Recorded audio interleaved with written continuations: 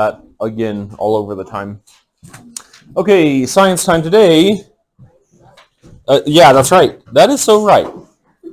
One of the things that science time implies is that we should really have our notes out. I'm going to write down the objective so that I don't forget. Wow, that's an old one. Haven't written down a new one for a while. Will you please read me the objective aloud, Isaiah?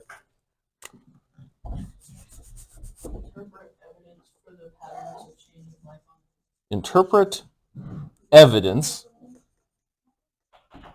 for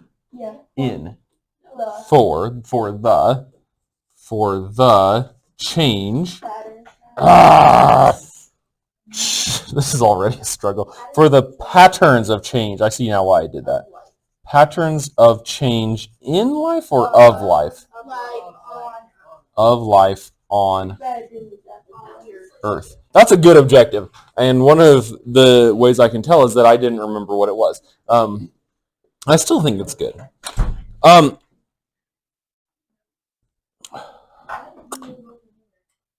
have a couple different things that I would or could name this, but let's name it patterns. Ooh, this is going to be a good one. One of biological change. I've heard someone say before that they said something, they called it a $5 word, which I thought was funny because sometimes we call things $1 million word, and so if you're also having a $5 word, biological, I would say that's a pretty good $5 word. Like, it's kind of fancy. Like a $5 pair of leggings, kind of fancy. Fancier than no leggings, but not as fancy as, like, what's the fancy yoga brand? Listen, as with most things, I have no idea what I'm talking about. I am way out of my depth. This is not my area of expertise. I don't even have an area of expertise, but if I did, it would not be leggings. What was the word? Yes, that's the one I was thinking about. How much do leggings cost from there? $86? $100. So, I would say biological, maybe at best, is a $20 word. Is that like a Walmart leggings? That's a $20 word. I'm really glad that we could start the new year with this discussion about leggings. That's so true. Thank you, Emily. That was really nice of you to chide your friend to be quiet. Speaking of be quiet, I'm going to stop talking about leggings, and we're going to talk about the patterns of biological change. What is the word what is our $20 word, somewhere between $5 and $20 word, biological means? Change relating to study of life, the study of living organisms. Okay, and I had a thought about how to do this. So one of the things I want to talk about is that everything changes. We might as well just write that down. That is the nature. Everything changes. Everything changes. That is the nature of what it is to be in this reality. The nature of all things is change. If I asked you to give me an example of something that has changed, every single person would be able to do it because that's what the nature of reality is. Everything changes. Everything changes. Things are different now than they were before Christmas break, aren't they? Yeah, because I got cool things for Christmas. What's Her Bucket got cool things for Christmas? That's a change. Some people, because of their New Year's resolution, again, I don't believe in that, but some people might have lost weight because of that's change. There's all kinds of changes that happen all around us. The changes that happen in your body at your age, that's called puberty, and that everything changes. The nature of reality is change. The ways specifically that life changes, I've heard it defined this way before, a change in allelic frequency. This is going to be a hard word for you to discern what it means in cursive, but I'll tell you in a second. In allelic? Allelic frequency. A-L-L-E-L-I-C. A-L-L-E-L-I-C.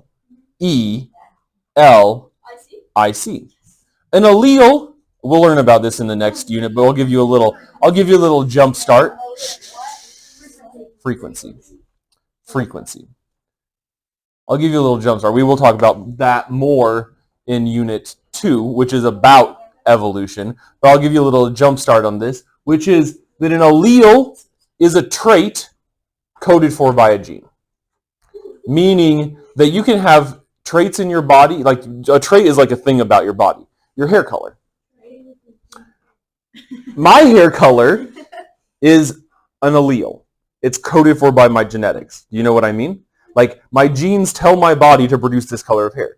Justine's hair color is a trait, but it is not an allele. That color is not coded for by her genes, right? It's a trait. It's a feature of her body. That's a trait, but it was produced by the environment, not by her genes.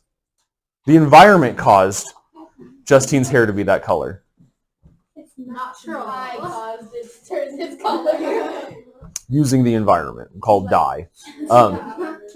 And that change is still a trait, but it's not an allele. And so when traits that are coded for by genes change over time, that's our scary word that people don't like to say, evolution. And we'll talk more about that. That's the title of Unit 2, and we'll talk more about it in Unit 2. But we do need to talk about it a little bit now because it is coming up. The patterns of biological change. And remember, before Christmas break, I already gave you the spiel about how we can feel different ways about this, and it's okay to have different feelings and thoughts and beliefs. But one, that doesn't change reality. And two, we're going to be respectful to each other about it. And so this change in biology over time, this change in allelic frequency over time, relates to our patterns of biological change. The reason the objective is patterns of change in life on Earth. Sorry, my little mic might be falling down the wrong way. The reason it's patterns of change is that's one of the CCCs.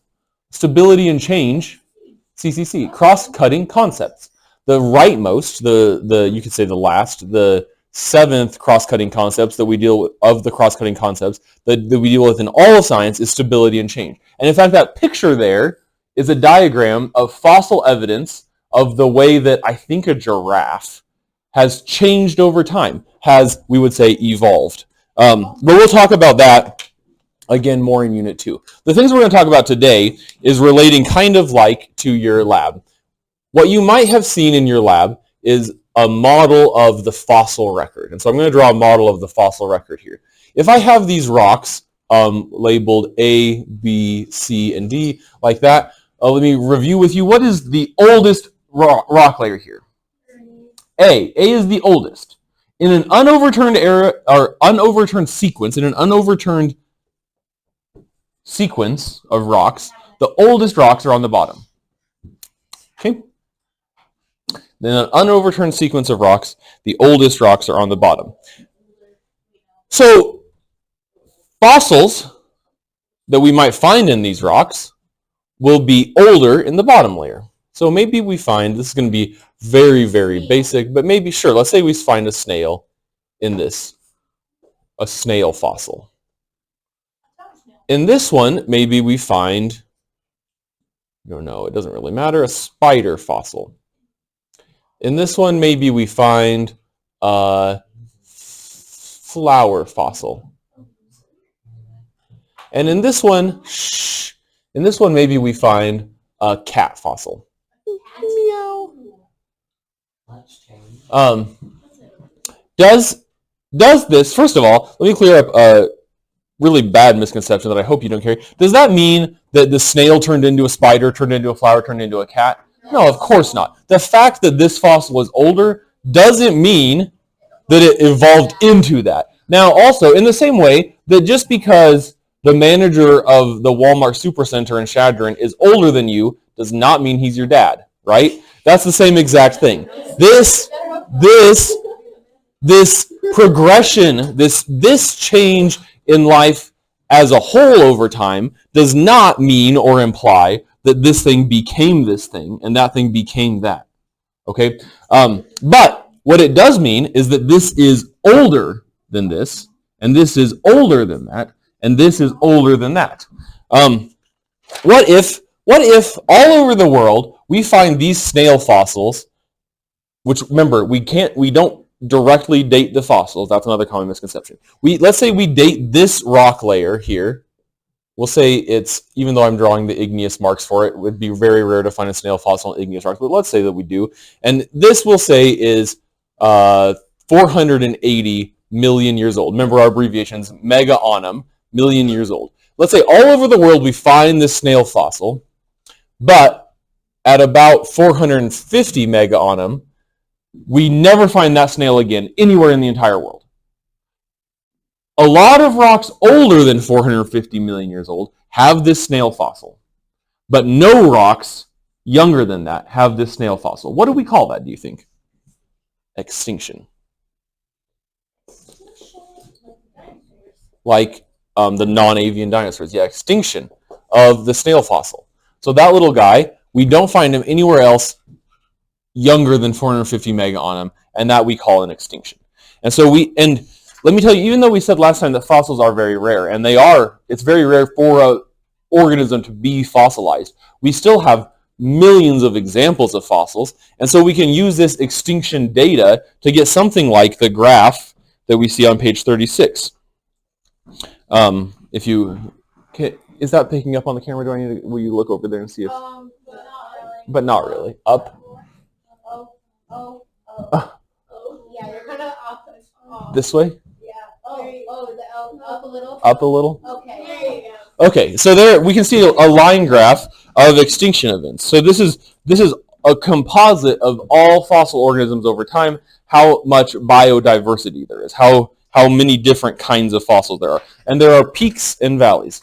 And if we have a peak, like on our biodiversity data, what is the, I don't know, that's roughly what it looks like. This means lots of biodiversity. Let's spell it right at least. What does the word biodiversity mean? That's another $20 word. Lots of species. Yeah, lots of different kinds of species. Bio meaning life, and diversity meaning different kinds. Yeah, like there's a diverse number of hoodies in here. Y'all love to wear hoodies. There's a diversity of hoodies in here, meaning there's lots of different kinds. Biodiversity is lots of different kinds of life. And so lots of biodiversity here, and then in these troughs, we have significantly less biodiversity. And we label these troughs mass extinction event.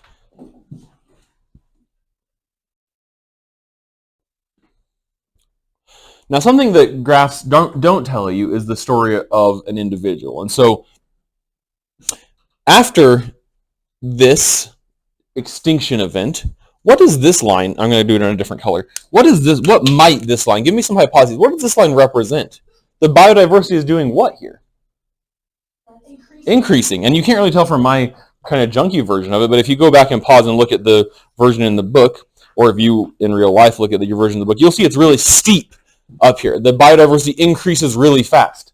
A lot of new kinds of organisms. How do we know they're new? Well, they're not the same as the ones that all died off, are they? That would be crazy.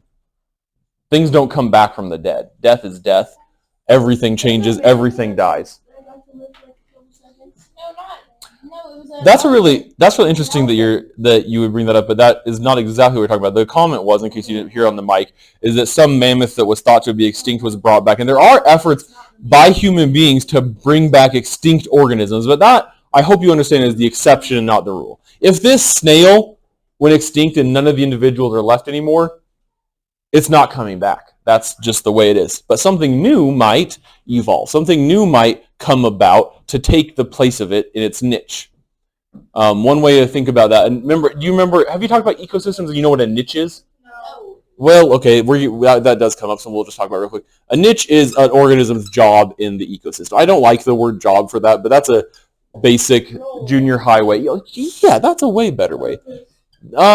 Sure. I think I like that, actually. I like that better, but it's role in the ecosystem. So like, let me give an example that will also meet the example of what I was going to talk about, which is that maybe, I'm trying to think of what would be a good example. My head's in the way of what you're trying to write down. Big predator. Okay, that's a really cool, interesting niche for an organism to fill. Big predator. Predator with big old teeth that eat smaller things. Now, you might be aware that Tyrannosaurus rex is no longer with us, right? Tyrannosaurus rex is extinct. What evidence do we have that Tyrannosaurus rex existed at all? Fossils. So we're talking about fossil evidence. And its role in the ecosystem was to eat smaller things. Now, as a side note within a side note, what evidence do we have that was its role? Can we go back in time and like watch it eat stuff? No, yeah, it's morphology, the shape of it, the features that it has, its big teeth, its long legs, good for running. That kind of stuff tells us that was its role. It died. I mean, not only it died, but all of it and its friends and family and everyone it ever loved died, and that's an extinction. It went extinct. When it's extinct, now there's a job open in the environment for big predator. And so something else that maybe was a little shrew squirrel thing, its offspring over long periods of time can change so that some of them are eating smaller things. There's a new job to do, and so someone else is going to take it. And that eventually becomes saber-toothed tiger. And then guess what? Saber-toothed tiger, what's he do? He does.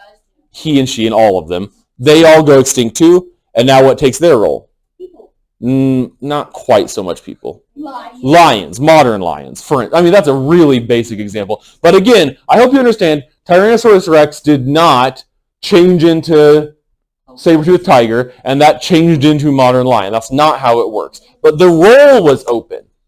Just like when the manager at Walmart that we were talking about earlier gets fired or quits, it doesn't have to be his son who takes that job, but the job is going to be open and someone's going to take it. Okay, so listen, everything changes. When changes happen in biology, we call that evolution, and the evidence for that is that the fossil record is telling us that is happening, that change is occurring all the time. One kind of change is an extinction event. Now, another key point of all of this, everything changes. That's one key point. And the other key point is that everything, okay, let's put everything dies. I want to put that up there. Everything dies, and everything is related. That is so key to understanding biology in general. Everything is related. Let me give you a couple of different examples. I was thinking about this ahead of time, and I thought these are some really good examples. Let's use. I don't know your sister very well, Teague. Chloe, I know your family pretty well. Okay, or at least I know who's in your family. I don't know anything about you. You guys are a mystery to me. I'm going to use Allison's instead. Okay, so let's see. I got Allison here. Oh, that's me, guys. Look how happy she is. I got Lucas. And I've got Lily. How long is Lily's hair? That long. It's pretty long. That's pretty good. I like. Okay, whatever. She's got a pony though. She's wearing a scarf. She's wearing a burqa now. But these are my boys, Allison, Lucas, and Lily, and they are siblings. They are related. Let me tell you this story that I think will go really well with this. I was at Lily's graduation last year, and I looked across the gymnasium from where I was sitting, and there was someone that looked just exactly like Lucas but bigger. I was like, I am 100% sure that this human being that I have just seen for the first time, not even met, but seen from across the gym, I'm 100% sure that person is related to the Allens. And guess what? That person was definitely related to the Allens, because then as they were sitting there, Angie and Jared came in and sat with him. I was like, I was right. I just knew it. Because why? Yes. Similar. There we go. Similar features. That's one piece of evidence that we use even in our rudimentary daily life to determine that things are related. Similar features. That's such a key piece of evidence. Now, is it true that these things are related? Yeah, they've all got the same mom and dad. I don't know. I'm just going to draw circles. I don't need to draw your parents. They both got glasses on. They do. Okay. And now, is it true that these things are related? Yes. Like this? No. This thing has presumably other parents, but they share grandparents, and I don't know on which side, so it doesn't really matter. But we might say that these are in the same extended family, right? These things share a common pair of ancestors. They share a common ancestor. They're related. These things share a different but still real, common ancestor. My handwriting has gotten worse and worse and worse. And one of the ways that we know that is the similar features. In this example, another way we know that is we have identified how they're related. We've identified that common ancestor. Identified common ancestor. So if this is true, it should have predictive power, which means I should be able to see this guy from across the gym and be like, he's related. And then he is, right? I can go and I don't need to, but I could, unless they're dead, meet the way that they're related, right? They're not dead. I could meet them, and that would prove to me, as much as anything can be proven, that that person exists, and that this change over time, this change in allelic frequency, which, by the way, this is evolution. This change in allelic frequency over time is true. Now, a key point to note of this, are these people, Angie and other guy, Jared, I almost said, it doesn't matter, other guy, Angie, are these people the same as these people? No. That's how we know that there's been a change over time. Are these people the same as these people? No. And now, this is going to be a ludicrous question in this example, but it's a real misconception people have about how organisms are related. Did these people change into these people? No, of course not. So then, now all I'm asking you to do, again, I don't have to have the whole talk again. I'm not asking you to change your beliefs. But all I'm asking you to do is expand this backwards in time. And if your stance before might have been, a monkey didn't change into someone to become me. Well, of course not. The monkey doesn't change into a human being. They have a common ancestor, and that's the same way. So the extrapolation, which now the evidence gets weaker, the way back here, I'm drawing up, millions of years back. This did not become you, but this, if we go down the other column, like this guy, what's his name? Levi, I guess. Maybe over here somewhere is a chimpanzee. They didn't change to become you, but they have a common ancestor. And if we go even further away, we have a dog, which is another kind of mammal. Now, biologically, are human beings and chimpanzees related? Yes, they're both primates. Even if this is not your jam, and I'm going to leave it at that, even if this is not your jam, you'll recognize that King Philip came over for green spaghetti. Do you remember that? Do you know what this is? What? Have you? Oh, I thought we did this in... You didn't do this last year? No. Kingdom, you should probably write this down. I wish you knew this already. Kingdom, phylum, class, order. You'll learn this more in biology. Family, genus, species. These are the ways that organisms are divided. So we're all in this room, except the dead flies on the ceiling. We're all the same species, Homo sapiens. That's our species. Well, actually, it's just sapiens is the species name.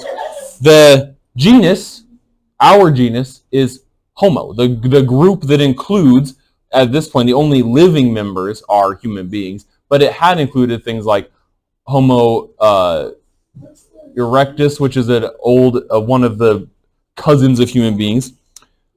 The family that we're in is primates, like all the apes. The order we're in is, I think I might be getting this wrong. I think class is mammals. Order is primates. Family is primates. I can't remember. But somewhere in here there's a missing link. But if you zoom out far enough, what people call as human beings, the cousins we have of the other primates, it's because we all share the same family. In the same way that Levi...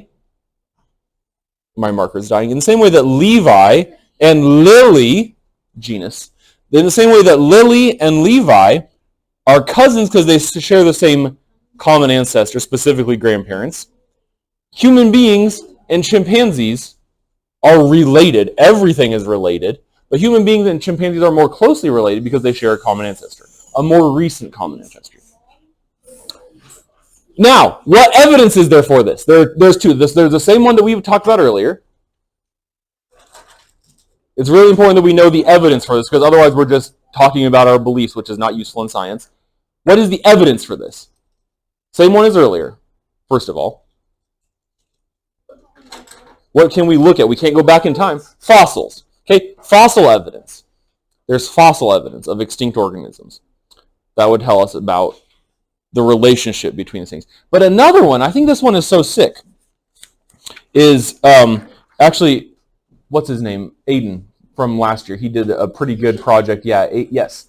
He did a project on this that's still hanging in the lab because I liked it so much. But another evidence is just like this, similar features for human beings. Like this guy, this kid, Levi, a kid, looks so much like the people I know that I knew they had to be related. It's the same thing with organisms. It's the same thing with animals. That the bone, if you look at the forelimbs that you can see on page...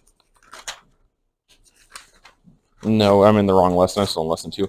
If you look at the forelimbs of different kinds of mammals, check it out. On page 52. Okay, now help again. Can you see that?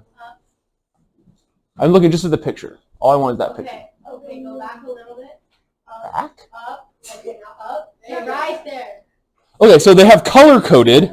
They have color-coded the different limbs. So even though they look totally different, they have a bat, a dolphin, a horse, and a cat.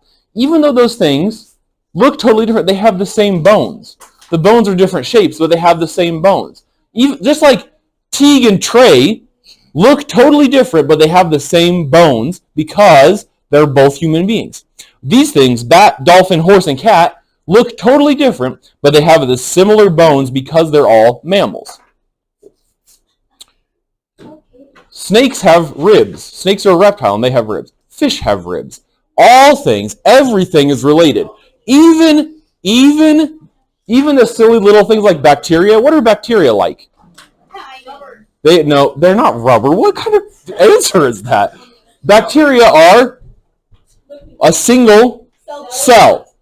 And guess what? Even that bacteria, what are you made out of? Cells. Even bacteria have similar structures. So in the same way that we use similar features to tell that human beings are related, we use similarity in features to tell how closely related groups of organisms, species, or genera, or families, or orders are related. And everything is life. And all life is related. And the final key part of this is that everything becomes more complex. Everything, and when I say everything, living things on Earth, evidence suggests, become more complex. I wish I had my sequence again, but I'm going to draw it back up. A, B, C, D. Looking back in the rock record, the earliest rocks, the earliest fossils we find are only single-celled. Now, we know today that there are organisms that don't have just a single cell. Give me an example of an organism that isn't single-celled. Yeah, there's like 17 of them in this room. People are not just single-celled. So we know that that has grown in complexity over time. Now, is it possible that maybe there were multi-celled things and only the single-celled becoming fossilized? Technically possible, but that would be a ridiculous hypothesis to have. There would be no way to test that. We see in the fossil records an increasing biological complexity. Yes, both becoming more diverse, more different kinds, but also the species are becoming more complex, going from things that are just single-celled to single-celled with flagella, and then colonies of single-celled, and then, well, like they can move. That basically the single-celled organisms could move, and then colonies of single-celled organisms, and then actually multi-celled organisms, and then multi-celled organisms with organs, and then multi-celled organisms with organs that can think. All these things are increasing complexity. Now, I remain aware, as I was in the last video, that this is kind of a touchy subject for people, but what I'm asking you to do is to consider it in your brain that the evidence suggests that everything changes, all life changes. Everything dies. Everything living must die. All life is related, everything is related, and everything becomes more complex. And yes, all people are related. How can you tell? We have similar features. Even the dumbest people can tell apart a person from a gorilla, for instance, because people have similar features. Do you have questions about this? Now, again, I'm not asking you to change any belief system that you have, but do you have questions about this? No. Could you interpret evidence for the patterns of change in life on earth? These are the patterns of change in life on earth.